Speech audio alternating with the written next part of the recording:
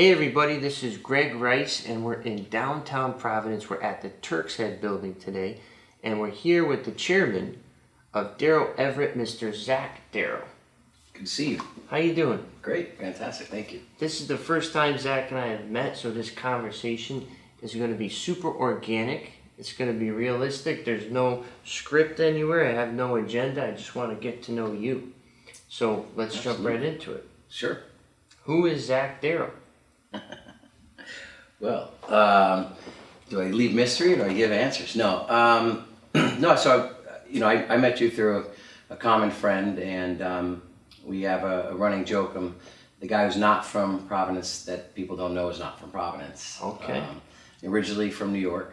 I came to Providence about 21 years ago. Okay. Went to work for CVS on the real estate side as a business person. I've been here since. Did a stint at a law firm that's based out of Boston with an office here. Went to work for a hedge fund for a while, and then started this firm about 14 years ago. I live in East Greenwich and Miami Beach, also in New York City. Travel back and forth between our offices. I have triplets. Wow. Let's see what else. Big fan of boxing. Well, that's interesting. Triplets. Are they all boys, all girls, or mixed? I have 2 girls and a boy. Yeah, Wow. They're phenomenal. It was quite a life experience. How did you feel about that? I mean, did the doctor tell you maybe on the sonogram or whatever they do, oh my God, you got triplets? Yeah, well, they didn't want to talk when they were doing it. I remember like it was yesterday. Their mother, phenomenal mother, their mom was working. I think they were Blackberries back at the time. My kids were 13. Okay. So she's doing a little thing with her phone, and I'm watching this little thing, and they're going back and forth, and I noticed that the tech was stopping at 3 distinct locations, and I said, hey, are you stopping? And she, sir, she really agitated me. I'm like, did I say something wrong? A few minutes later, she's like, I'll be right back. She brings somebody else in, and she kind of does this thing. And I'm like, hey, sir, please wait. I'm like, so now their mom starts to drop the Blackberry, kind of look at what's going on, and they excuse themselves. Now there's 4 people in the room. And then finally I interjected and said, holy cow, are you stopping at 3 separate spots? Do we have triplets? All of a sudden I just heard this. Oh. And it was their mother's phone hitting the floor. And they said, we think so, but we need to confirm. And it was pretty exciting from there on out. That's amazing. Yeah, that was almost 14 years ago. Yeah. Was it stressful in the beginning years? Were you new parents or did you have children? Yeah, Previously? new parents. I hesitate to say stressful because, of course, it was. But their mom, it was phenomenal. Did all the heavy lifting, so to speak. It was. They were in the neonatal intensive care unit for many, many months after birth. Women and Infants Hospital here in Providence did a phenomenal job. So it was very stressful, emotional from that perspective. But having their mom through it was clutch, because I don't know if I would have been very good on my own for the first couple of years. I'll tell you that much. Got it. So how do you balance your work life and your family life? So, I mean, to some extent I don't, right? I'm a little bit of a workaholic. I enjoy what I do, have a couple of other business interests besides the law firm, but the law firm keeps me, quite busy. And as I mentioned, we have offices up and down Eastern Seaboard. Just opened up Charlotte this month, and hopefully Detroit in the first quarter of 2021. So very, very busy. Thankfully, their mom is very, very understanding. Awesome. We're no longer together, but she remains one of my closest friends on this planet. Yep. And so we have a great relationship. We do all the holidays together. We do every, life event together. Awesome. So having good communication, I think, to answer your question, helps.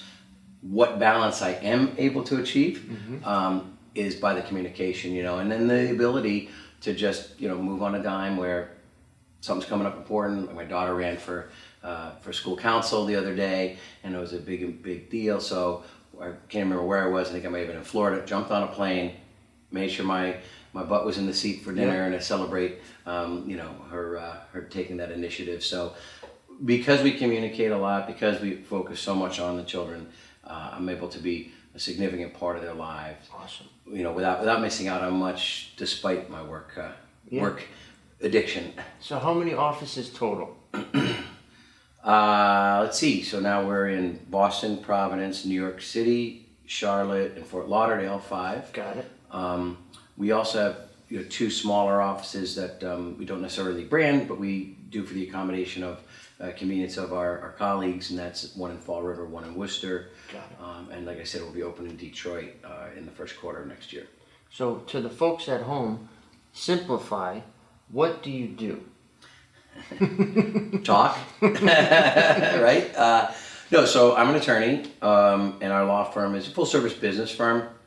So not the firm you'd come to typically for like a parking ticket or things like that. I would say if we have focal points of our practice, it would be, commercial real estate, private equity, renewable energy, cannabis, a lot of mergers and acquisition, transactions in general, very well-known transaction shop, commercial litigation, again with particular focus in a lot of those areas I just mentioned, development, entitlements, permitting, things like that for the real estate projects. A lot of things, but again, all in the business sphere. I remember maybe 2 years ago I was reading, I think it was a newspaper, a digital newspaper, and there was something you guys were representing where it was, I think it was a house on the east side, and the owners wanted to subdivide it. Okay, yep. So something like that, you jumped in and said to all the city folk that were like, no, preserve our history, preserve this building. You were like, hey, these people have the right to do what they want with the building. There's quite a bit of that delicate balance of back and forth of, the private, property owners' rights balanced against the community's desires. It can get, it becomes why you need an attorney, but B, it can become frustrating and challenging because, on the one hand, the rationale behind people wanting certain things is often pure. Who wouldn't like more open space? Who wouldn't like, to preserve certain things? And I've been involved in so many historic preservation projects, including where we sit at the Turk's Head building, a very historic building. So I'm definitely a preservationist in that regard. But then the delicate balance is the person who wants to invest in the economy, create jobs, create new housing stock that's needed, things like that, and to say to them, even though you own it, and even though the law that says you can make, for example, 6 homes out of it, your neighbor doesn't want you to. That's a tough one. That's a tough one to balance. And what I try to recommend to people, and it's a good message I think, is if you're concerned or if you have a desire in your community, be proactive before somebody invests their time, their money, shows interest in your community. Right? So like I say to somebody, you like that giant field, you bought your house next to it, care enough to look into it. Right. Preferably before you buy it even. Right. But you're a real estate professional, you know that. But to say, hey, hold on, who owns it? Oh, well the city owns it. Talk to the city. Or, a private developer owns it. Maybe I shouldn't. Or a conservation organization. Learn about it. And then if it's not the way you want it to be, try to take some action, try to communicate about it. Because I do believe in the initiatives that are often behind why people want to do that. But then I also think you got to look to the other side. It becomes an issue of, frankly, something we can't support to run around and tell private property owners, only when you want to do something, I don't like it, and then you can't do it. That's a tough one to balance. There's constitutional rights and things like that. And it's tough because you can't communicate with the community at large that way. Well, let me tell you about constitutional property rights. They don't want to hear it. So the project you actually referred to, I think it was 6 lots, I can't remember, but it was a historic estate that was sold, and the developer, before purchasing it, did his homework and said, okay, well, the laws of the city of Providence permit certain lot sizes.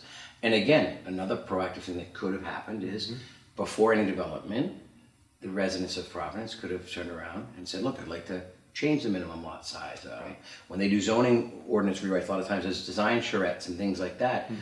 But at some point, we've got to tell you, me, anybody, these are the rules, play by them, and you can be in the game. Right. And that's what we had to deal with here with some of that. Now, there was some negotiation back and forth. You'd always like to make as many people as happy as you can. Never make all the people happy all the time. But so there was, some buffers and some trees that were to be preserved, and I think we reduced ultimately the number of lots we wanted, things like that. And preserve the wall that's surrounding the property, and all things that I like to think that my clients, are happy to do or willing to do in order to balance it. But yeah, sometimes you get folks, we're working on a couple of projects come to mind now where just don't develop it. Well, we're entitled to. We don't care. We don't want you here. Well, I saw, what's interesting about Rhode Island, and a lot of the folks know we're in Pawtucket. We're in downtown Pawtucket, and you can't get anybody even to paint a wall down there. Okay? There's vacancy. These old, beautiful buildings, nobody wants to put in $1 because nobody else is putting in $1, so everybody's kind of like waiting. But then you go 5 miles down the road to the Metacomet Country Club, and you have somebody who wants to invest hundreds of millions. Yes. And then now you get these Monday morning quarterbacks that say, oh no, let's keep it green. As you know, I've been fighting this. So it's just weird how Rhode Island is so small in that regard, where you go 5 miles down the road, we would happily take $100 in investment in Pawtucket. Right. And then you guys down the road in East Providence get hundreds of millions, and people are like, no, we don't want it. It's like, oh my God, how can that exist so close? Well, it is the essence of Rhode Island. Everything's so close, right? But I think one of the interesting things you point up, we had some community meetings and stuff like that with respect to the Metacomet project. And there was a developer who was not a relationship of mine or my client's. His name is Rory Miller. I think that's his name. And I only know of, he's done some nice projects. But he spoke to the community and to the council with a very interesting point. Because some of the folks in the community were saying, to your point, go fix those vacant buildings down on Newport Avenue, go to Pawtucket. And he was trying to explain that, and I'm going to use this analogy, it wasn't his, if we need more produce in the store, getting more meat's not going to help us. Right. What he was saying is when you develop you're a developer that does certain types of projects, and that's what my client was. When you do that, it only helps the infill investment. And what you're talking about, vacant building, is typically infill. Doesn't mean some people can't clear cut like what they want to do with Apex and things like that, but a lot of this investment, and he was saying, I'm an infill developer, meaning him, and I will be more encouraged to do more in the city, in the surrounding areas. And I think, unfortunately, with anything, you got to assess some things you may not like and some things you do like to get where you want to be. And one of the things that I learned and I got frustrated about a little bit over the years in various projects is, as the years go on, I think 2020 is probably a worse year than 19, worse year than 18. Compromise seems to go out the window a little bit. Yep. And like you say, we don't want anything, we don't want anything. The project you referred to, if you followed along, is there's been proposals by the developer to offer 40, 50 acres of open space. Right. Pierce Fields, I think, is one of the largest parks in East Providence. I think it's around 26 acres. So you're talking very significant open space. And whether or not it's good, bad, not my place. I'm here to advocate my client's position. Not here, but at those meetings. Right. But what I step back and I just didn't hear what I've used to hear over the years is a group of people saying, no, I think that's reasonable. Let's compromise. It was funny in some of the blogging, you'd even saw, don't worry, we know that the developer bought it, but we've spoken to some folks at the city and we're going to take it by eminent domain and they'll get 0. That was a super uneducated comment, as you know, because eminent domain means you pay for the property. But when you charge up a group of people that would rather see it be green than developed, sure, if I'm a neighbor, nothing is better than developing it. And you add to the misinformation and we can get it for free by flexing some governmental authority. People go so far down, away from compromise, when if everybody would try to be it's a social media thing, right? If everybody would try to be a little bit more educated before they draw on a conclusion, you'd be closer to center on a lot more issues, right? Well, if we take it, we've got to come up with money, because we've got to buy. We don't want to come up with money, it's tough times, but we also don't want the whole thing developed, but geez, 50 acres is a lot, and maybe if we put it against all the neighbor, there's ways, again, my career's been 21 years now, a lot of compromise. I feel that 2020, and not just unique to that project, compromise fading a little bit. Do you think compromise is one of the most valuable skills a business person can have in today's market? I think it is, and I think it is from a perspective of, particularly if you're strong, particularly if you're in the right, whatever that might be. Right.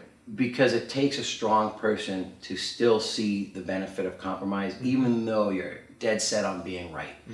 And you know, my role oftentimes is I'm an advisor to people like you, to businessmen, and oftentimes, you know, again, my reputation is I can be a bit tough, I can be outspoken.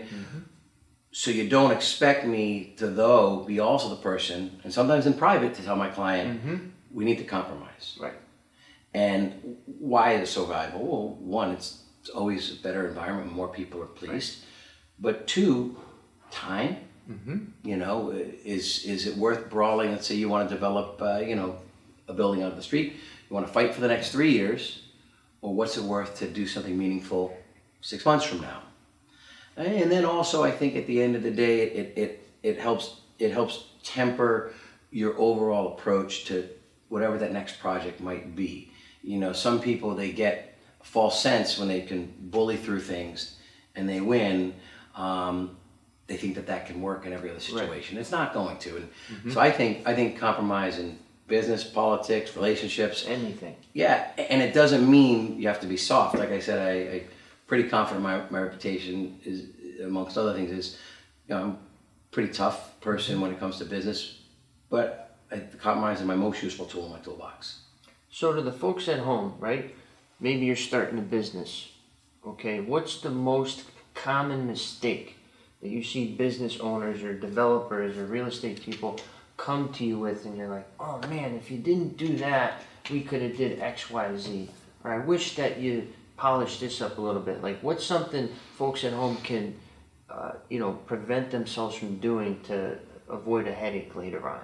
It's a great question, and it's very clear answer. The foundational work. I don't care what you want to call it. Due diligence, foundational work, setup, structuring, whatever you want to call it. So many people refuse to take the time or spend the money at an early stage.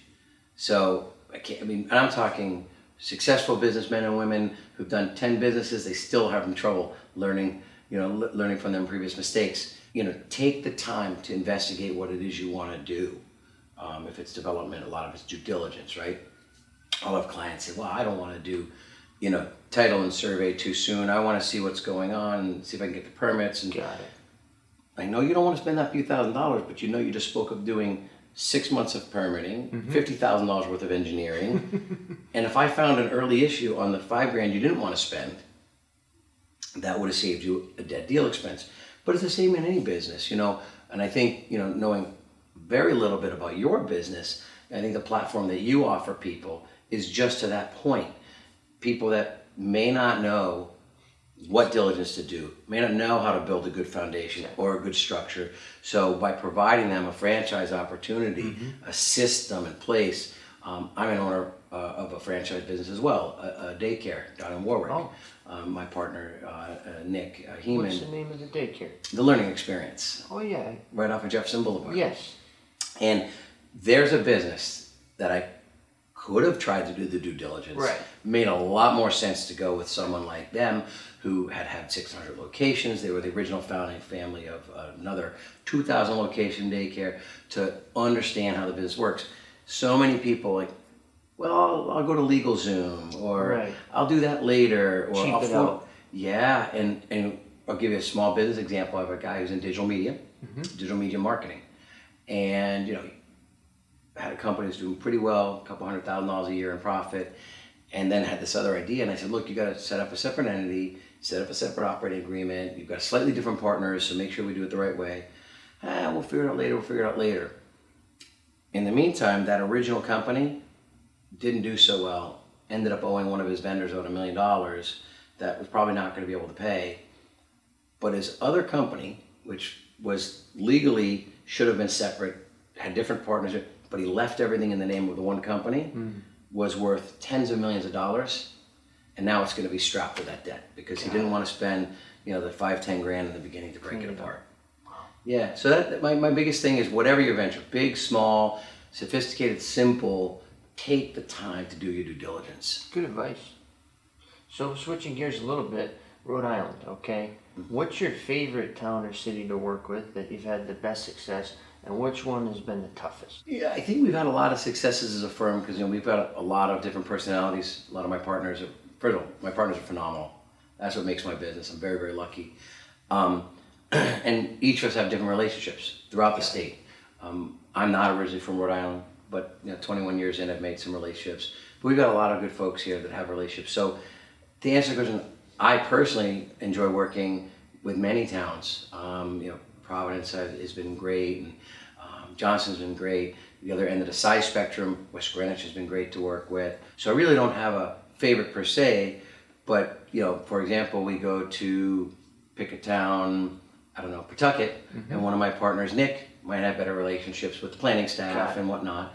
So we always, one of the benefits of instead of having, a 1 or 2 person firm, and we've got about 26 lawyers, is we have the ability to say, okay, he's better there, she's better there. He's been friends with the planner for a couple of weeks, and they have a couple of years, and they've got a good relationship. I find that honestly, there's a lot of criticism of Rhode Island being closed for business and difficult to do business in. I think any smaller market tends to have its quirks, but I found Rhode Island okay to do business in. Frankly, as a general rule. I mean, I've not said, oh, go to one town, it's difficult. Right. Where I find a lot of people say that is, can you imagine, I went to, and let's say a smaller, more rural community, and I tried to do some very heavy development. Right. Oh, they're so hard to do business with. Are they? And I'm not to say that communities shouldn't change. They shouldn't grow, they shouldn't develop, they shouldn't pivot. What they may have represented 25 years ago, maybe they don't today. But that's always going to be a challenging process. You take, I'm making this up, a farming community, and you make it an industrial park community. There may be some great reasons why you want to do it, and some of the residents may love it for tax and job base. Some may dislike it and want the quaintness of the community to stay. Either way, it's a process, and you're going to have to expect to dig into that. So I don't know. I've not really found it too. It's sure it's difficult, but I think it's acceptable, and I enjoy, frankly, all the communities, working with all the communities. Interesting. And you mentioned Detroit, and I was actually in Detroit this weekend with my father. I can tell because you said it as Detroit, like I do. Yeah. I used to work there. That's why I say it that way. Detroit. Detroit. Get rid of the E. So what's your plan there? So a lot of our growth, maybe take a step back, our whole business plan for our law firm, DarrowEverett, was Providence is a wonderful market where it has good sophistication of businesses and transactions, great talent pool for intellectual capacity and lawyers and paralegals and backroom. But it's still a reasonable market, being not one of the major cities in the country. So as far as rent and expenses and living expenses. So we backroom everything here. We do have physical offices, for example, in New York with multiple attorneys there, but everything extra that can be here is here. Got it. So, we then start, okay, well, we all have business and relationships. When Eric Everett and I started the firm, and a couple weeks later, Josh Berlinski, we have relationships in Boston, business in Boston, we should have an office in Boston. Right. Well then, me originally being from New York and being around New York for business and whatnot, well, that's a good market. Let's take a look, see what we can generate there. North Carolina came because we had a very, very significant client from there that just, again, over the years represented, developed relationships.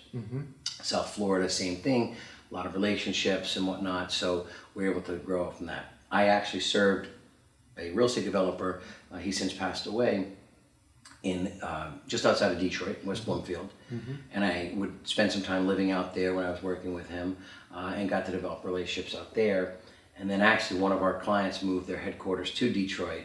So same type of thing, the relationships just start to grow and spiral, and you want to service them, and you have local counsel that works with you, so you respect the rules of licensure. But then after a while, like, you know what, we should probably have a person or 2 or 3 or 4 out there.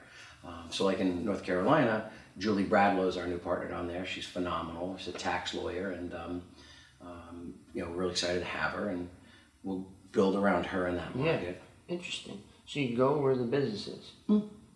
Simple as that. Hey, in these days, with the pandemic, how it affected everybody, we as I mentioned, our main physical plant is here. Mm-hmm. We had, though, to have our systems very capable of satellites, right? So, as you know, when the pandemic hit, most people went to work from home, so their home became the satellite. Our systems are already geared up that way. So our phone systems were VoIP, all of our computer systems were based off of a terminal server, remote server type system. So that kind of growth pattern, I'd love to say we thought about it, but we didn't, but it happened to work real well for us. That the managing partner, Josh Berlinski, and I were on a telephone call on a Thursday when the pandemic started to heat up. By memory, it was that February, I think, or maybe February, March. And he said, I think we should send people to work from home. I said, no, that's a great idea. Let's make sure everybody's comfortable. And I said, when do you want to do it? And he said, well, how about tomorrow? And I said, sure. And he says, okay, we'll tell the receptionist to take switchboard home. It's all VoIP. She plugs it in the wall. So that was it. Our biggest challenge for adapting to the pandemic was who's going to swing by the office to get the FedExes. Right. So we were very fortunate. But so it makes our ability to go with the business, back to your point, very fluid for us, very easy for us. It's nice to commit into other markets, and it's funny a lot. So your headquarters is in Providence. Yeah, we get that a lot. Yeah, It's a small state, so it's pretty. They're like, so are you headquartered in New York City or Providence? Our headquarters in Providence, Rhode Island. Cool. It is pretty cool. We think it's a testament. Providence has a lot of talent, and I think more businesses, not just because it's my model or my partners and I model, should be to say, look, set up these epicenters of intellect and strength and ability and capabilities and services from here to then extend out. And my reason for bringing up the pandemic was, in my mind, I think more and more people even more accepting of that than they were previously. Yes. So Zach, what was the best advice that you ever got coming up? Well, that's a good question. I got a lot of advice. I owe a lot of people for directing me the right way. The best advice that I've gotten happened at multiple points, but it was the same advice, and it was trying to implement patience on a personality similar to mine. I'm a naturally impatient person. One side of the argument is tell somebody who's not ready to be patient, they won't listen.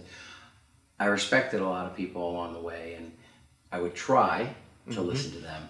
And I think it was the best advice because while maybe I wasn't always as patient as they were suggesting, it was that extra level of temperance. It kept me a little bit lower, a little bit calmer than I may have otherwise been. And I think the lesson of patience comes in many different shapes and forms, and whether that be one of the first times I met the mother of my children, and she said, once in a while I just gotta stop and look at the sky. Smell the roses. Breathe. You got it. In all different ways I've gotten the same message. And I think that was really, really important. Naturally, always wanting to run and making sure, at least if you're getting that advice, you get some peripheral vision at least. Because people like me that tend to be impatient and have a drive, in comes the tunnel vision, So I think patience in all the ways, shapes, or forms that so many people have helped me over the years and tried to give me that advice, or gave it to me and I tried to take it, was at least enough of me hearing it, beating it into my head enough that I at least developed some peripheral vision. I've noticed that I'm impatient too. I want things done. I want them accomplished. I want to forget about it. I look at emails like in my phone. All right, how many can I bang out? Get them out of the way. But recently I found that drove me to be numb in a sense, where it's like I have no other existence other than my job and my work, and it's like now the wife suffers, now the dogs, and now I'm not exercising as much. So it's like I'm learning now, I'm 29, shut the thing down, shut it off, go do something, go get a breath of fresh air. So I'm getting there, but it's hard because I wanna, like you, I wanna constantly be doing something. So how do you kind of, snow season or the holidays, how do you keep your energy up when everybody else is kind of slowing down? Especially now the holidays are on the corner. Yeah, well, first and foremost, take the advice that you clearly have been given. I think you're on the right track to be able to shut it off. I'm a better advice giver than I am advice taker. And I wish my life unknown. I mean, it has to, it's like some people say, what are your hobbies? And for people that know me, they often will chime into the conversation and they'll say, Zach loves what he does. Zach loves working. And that can be the case. I mean, I tell my particularly younger colleagues, give a nice balance. Have a nice balance. Don't do what I do. Don't live like I live. Don't want. I can honestly say I like it. I enjoy it. Sometimes I have no choice. But I think when people have downtime is when it allows folks like you and I who are driven to express some creativity, express or exercise some strategic planning. The things that you might not normally do. I'm sure some additional downtime is great for us all. And my clients sometimes slow down. Excuse me, I tell people it depends. If it's a tax year or if it's an election year, oftentimes it's not relaxing for us on the holidays because people are trying to get certainty of what the world means up to 12/31. Right. So, but I think when we do have those moments, if you can, shut it off, smell the roses, definitely help be a part of your children's, growth, but family's growth. But if you just can't shake it, it's a good time for strategic planning to think about what those next steps are, how I can make things better, particularly process. Process tends to take some time to think through and how to improve that area of your business. So that's what I use it for. But I think you got a better plan. Go exercise, enjoy, see the wife. Go to Detroit. Go to Detroit. Oh, you went there for pleasure. We actually went to the first rock concert that has occurred this whole year, and it was in Detroit. And I thought Michigan's been kind of a tough state with the reopening. Yeah. And I was like, I don't think this is gonna happen. And we went there, and it happened. Nice. Who was it? It was a band from Georgia called Kickin' Valentina. I don't know. They're a younger band that's kind of making their way. So I love live music. That's my favorite. So to go see them is why we went there. What was your favorite concert you ever went to? I'm going to turn the interview now. Turn it around. My favorite one was in Las Vegas, House of Blues, Mandalay Bay. And it was 3 hair bands, Great White, Bullet Boys, and Enough's Enough. And we got to hang out backstage with the bands before the show. Me and my old man. So and they're small shows because these bands they're 50, 60-year-old guys. Yeah. They're not pulling arenas. It's not like that. So they're intimate shows. They're cheap, but the guys, they got miles on them. Yeah, of course. And they're great people. So that's what I like. You're a musician? I'm not. Okay. Played a little in high school, but nothing substantial. But I love live music. Yeah, it's a good time. You mentioned all these employees, right? All these personalities that you have to manage. How do you manage morale? How do you manage positivity? It's easy to do here, you're here, but how about at the other offices? How do you make sure that everybody feels motivated and incentivized? Yeah, I mean, I tend to be remote a lot too because I am often going to the other offices. So the headquarters is managing itself or being managed by the managing partner, Josh, and the other members of the management team. It's difficult. I mean, the most difficult thing of my job is probably my role in assisting with the personalities coming together. You start with hiring. You try your best to hire a good fit. Right? That's starting point. Then you move into how you team people up or work people in the departments, and whether it be from the mentorship with the younger attorneys or just assigning people on teams of larger projects. And then there's the general people management. And when the firm was started in 2007, shortly thereafter we had our first test, which was the Great Recession. And of course we all said, never see anything like this again. This is the greatest challenge of our life. If we can get through this, it'll be easy from here. And 2020 proved that one to be wrong.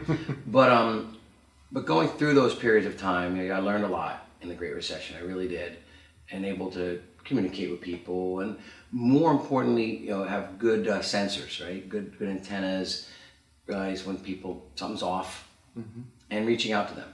I think one of the things that we take great pride in is most people do pick up when someone is not firing on all cylinders, something's wrong, something's bothering them. And we tend to be proactive in the outreach, whether it's just me or Josh or someone else saying, hey, you okay? Do you do that in person, or do you email, or how do you approach maybe some advice to people that are, managing employees themselves? Yeah, I think it depends on the personality. I would say a lot has to do with at least a phone call with the voice. Yep. A little more personable. Although I have some folks that are just so text driven. I could be like, hey, are you okay? And they're like, yep, good. But we had an employee the other day. She was under the weather, and I could tell something wasn't right, and I just reached out, and she said, no, I'm just not feeling well, and haven't been able to get out of my apartment.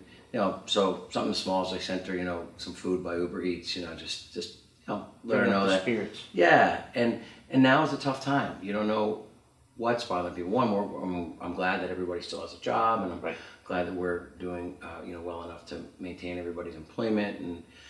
But who knows? It could be a sick relative. It could be general anxiety over the pandemic, the change in lifestyles that's hitting them harder than others. So it has become more challenging than the Great Recession was for me in 08, 09, 10, because there's so much more like fluidity, things that are difficult for you to put your arms around. But at the end of the day, I think we do a really good job of trying to keep in touch with everybody, motivate them, positive energy. For example, we have a Monday morning conference call every Monday morning with everybody on the phone. And part of it is to find out what they're working on, part of it to find out if anybody needs any help or if they need more work to do. And in general, it's just to kind of keep that camaraderie going. We switched it to Microsoft Teams during the pandemic so you could see each other's faces. We're trying to use more of that internally, just to, as you mentioned, to kind of have some semblance of normalcy, or at least heightened interaction beyond a voice on a phone, or worse, an email or a text. But we try to keep check with each other. I think a lot of law firms tend to be loose collections of professionals. We try to break that barrier as much as we can, and be a stronger collection of folks that do look out for each other. So my wife, she works for a big bank, right? And they do conference calls once every, I feel like, month.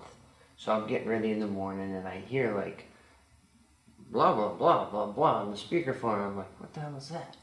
And then I'll look in and she's doing her hair and getting her makeup on, and it's her conference call from corporate. And I said, how many people are on this call? And she goes, thousands.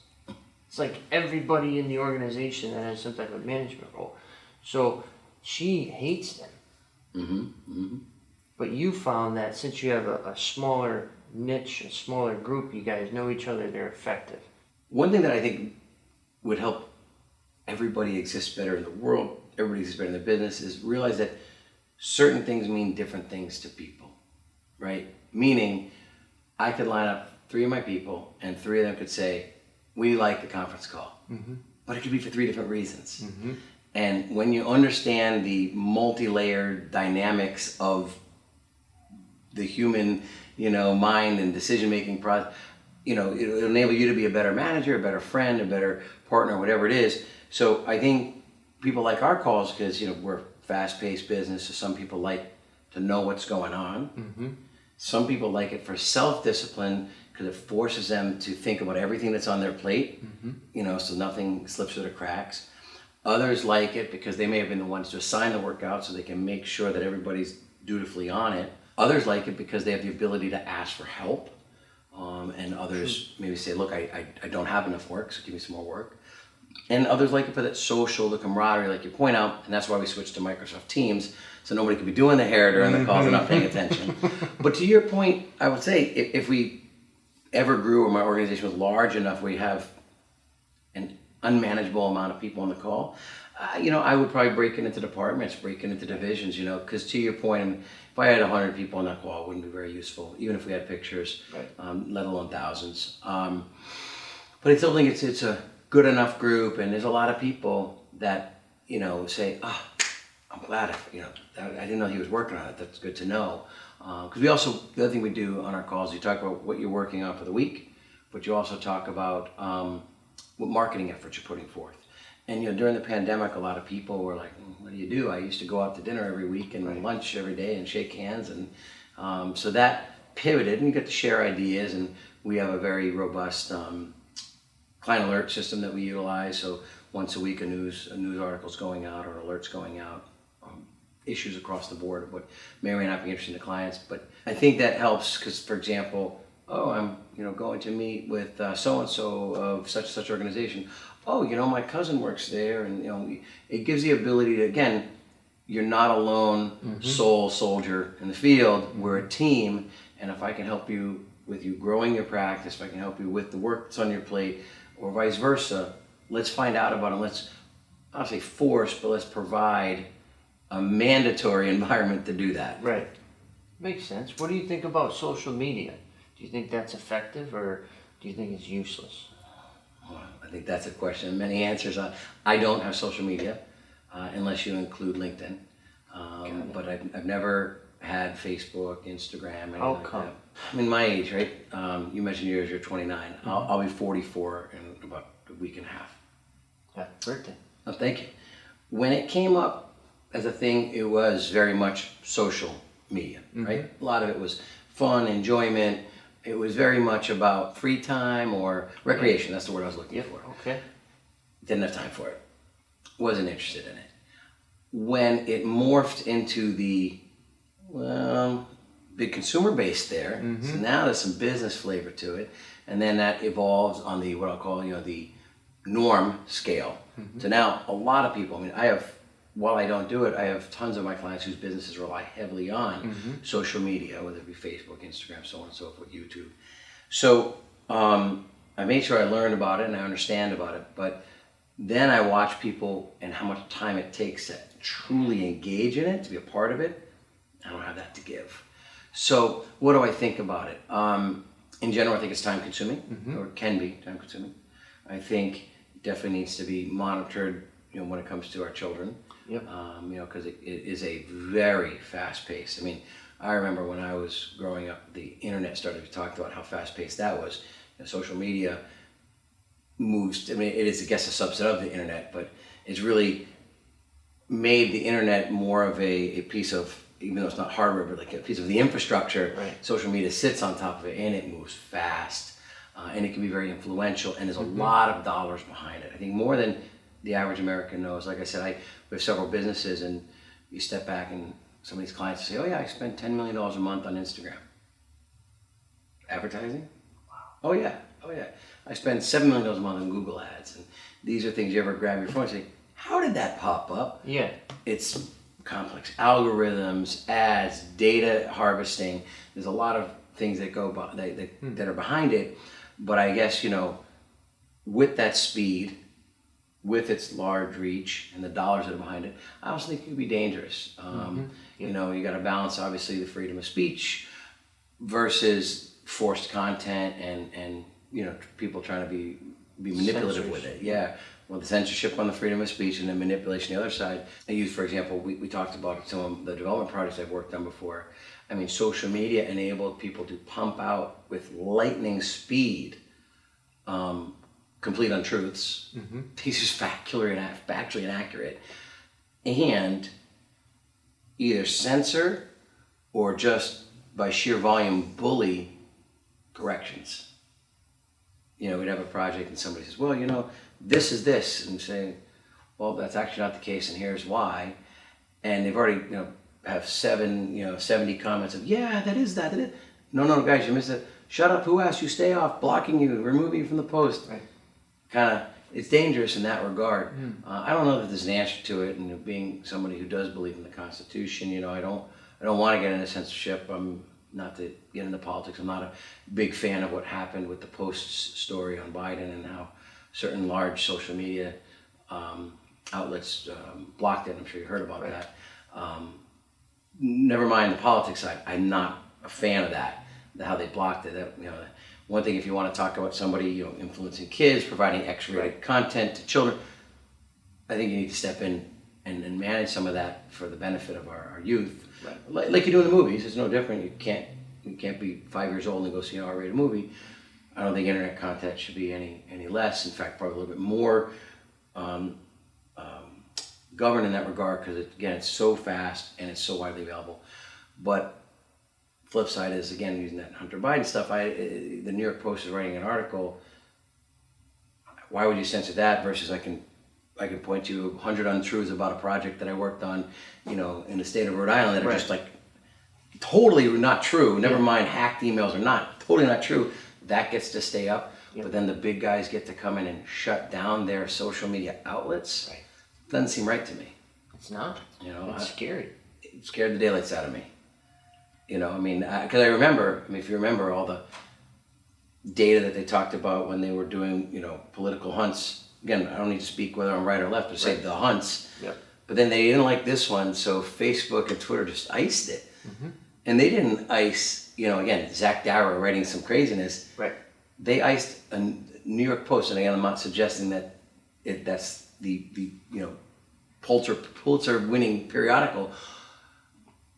Okay, but you iced the New York Post, but what about all this crazy stuff that my friends show? Oh, Zach, look at this, you know, social media thing. And I'm like, somebody made that as a waste of time, but okay. But that flies under the radar, no big deal. Right?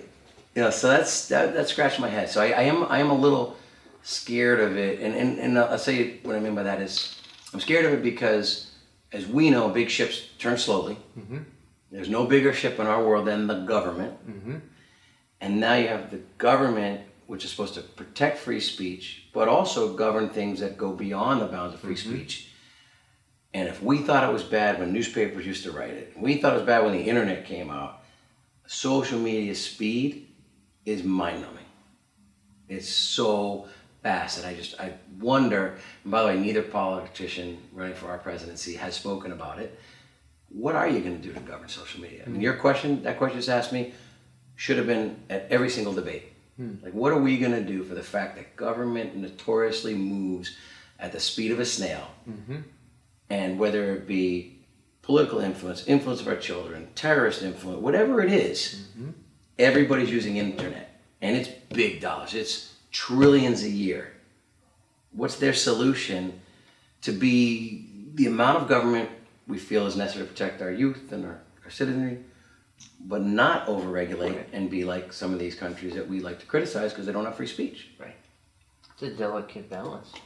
Delicate balance, and I don't hear a lot of talk about it. Right. Which makes you think like, we're numb, we accept it, okay, these ads pop up on my feed, I'll just scroll past it. I'm going to go past it, I'm not going to go to it. Right. Unless Facebook says it won't let you go to it. That's where that's where the New York Post thing got me. I was like, wow, that was shocking. So it just reaffirms why you're not even involved in it in the first place. Right. Because you saw 15 years ago, you saw like, this is going to be a time suck. Down with that. Yeah, and I knew I'm already getting a bad enough selection of resources on the internet, having to vet out what is true. Because I still, I read internet periodicals. I try to read. If I know somebody's far left, far right, I try to read articles on both sides to have a decent view of it. But even then, you got to be critical. And I think that's actually an area where we as a society are overlooking the value of journalists. There's journalistic integrity in these organizations. When the Washington Post would write about something, it would be important, or the editorial board of New York Times. And again, politics aside, some people think that one might lean too far right, too far left. My point is, there was value, though, of that journalistic integrity, of the protection of free speech, but need to do your homework. And that's gone on social media.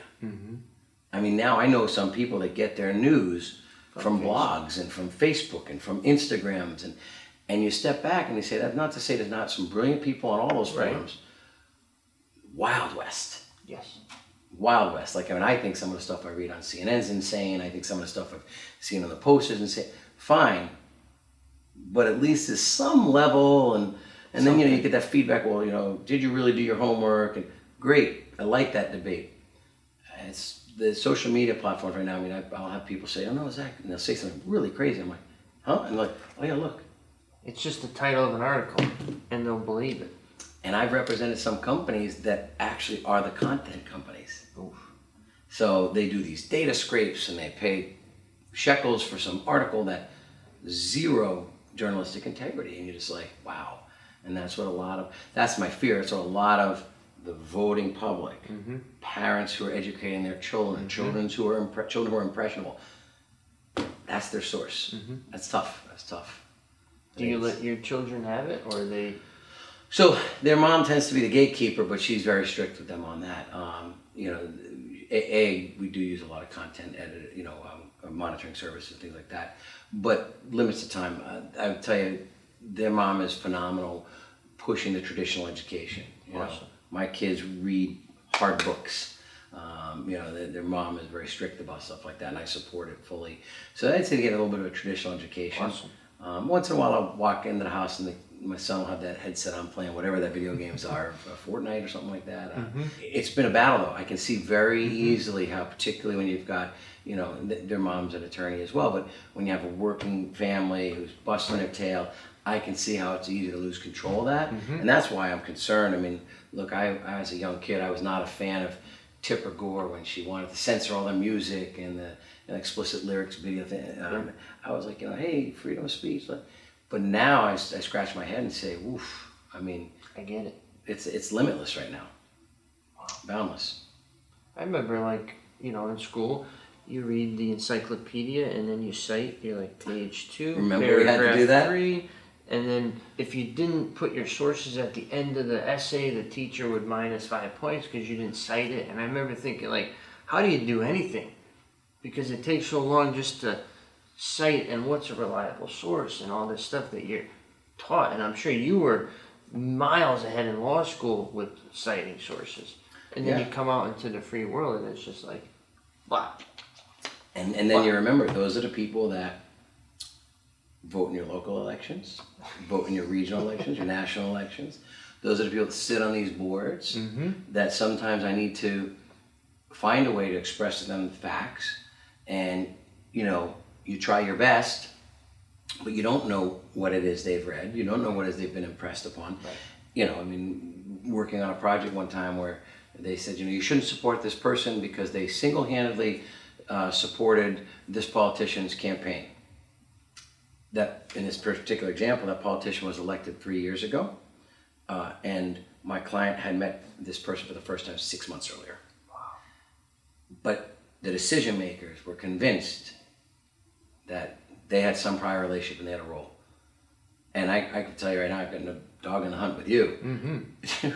It was off by over 2 years. I mean, they didn't know the existence of each other. But it was just a story, and they were going to stick to it, and they're going to tell as many people about it until it became truth. Do you, not to get right or left like you're saying, but the concept of the fake news, do you think that that's a positive thing to bring light to all these things we're talking about? Do you think that push has been effective to expose people, or is it just push them to read other things that are the same thing, just different format? That's a really good question. I would say, has there been components that are effective? Absolutely. Was it overall as effective as it should have been, could have been? No. I mean, again, I don't think anybody would disagree. No matter what your politics, President Trump has a messaging issue, right? How he messages, right? Like his message, just like his message, his biggest fans will say, wish he would have said it differently. His biggest critics will say, see, he did it again. Either way, he was the champion of that message, as you know. And I think that he lost some efficacy that he could have otherwise had, because I think it was important to bring to light that, hey, everybody, just because it says news doesn't mean it's news. And you should question everything. And the more we engender that, will engender people questioning it on social media too, rather than, well, I read it, it must be true. So I think it was very effective in bringing back what made America great, right? The ability to question. Yes. Question authority, question, a story that you're being told, prove it. I think we then lost some of that, the speed off the fastball by just fake news and just saying that randomly every time you didn't like the story. Right. And without then doing what would have been responsible, which is, this is fake news, this is why. The why. Back to my example. This is fake news. Why? Because so-and-so met so-and-so 7 months ago. The election was 2.5 years ago. Yep. Impossible. So Zach, last question I want to ask you. What do you want the folks at home to know about you? Oof. Or to remember. That I really enjoyed my time with you. No, I guess just at the end of the day, I really appreciate the opportunity that, this country, the state of Rhode Island, my clients, my colleagues, my friends have given me. I'm a very grateful person for that. I grew up very, very modest means.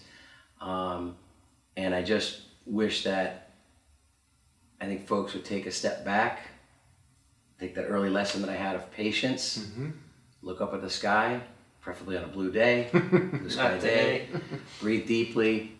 You know, maybe just learn that someone who's made a lot of mistakes along the way myself, you got to wake up each day and try to produce the best version of you, who then produces the best results possible each day. That's the best you can hope for. You know, and with me, I don't know what I want people to think of me, but at least if they can take away a little bit of advice, you know, just kind of live that way. And try to put yourself in the other side's shoes, reach compromise, have some patience. Compromise, huge. You know, but no, I don't want people to remember me. I want them to remember, you know, I guess how to make people around them and situations around them better. Awesome. I appreciate your it, time. man. And if the folks at home want to get in touch with the office, how should they do so? Best is probably just go to the website, you know, Yeah. www.DarrowEverett.com. Awesome. And if you have any questions, throw them in the comments below. We'll get right to them. Once again, Greg Rice, we're here at DarrowEverett at the Turk's Head building. Yes, sir. Thank you for the opportunity. I really appreciate it.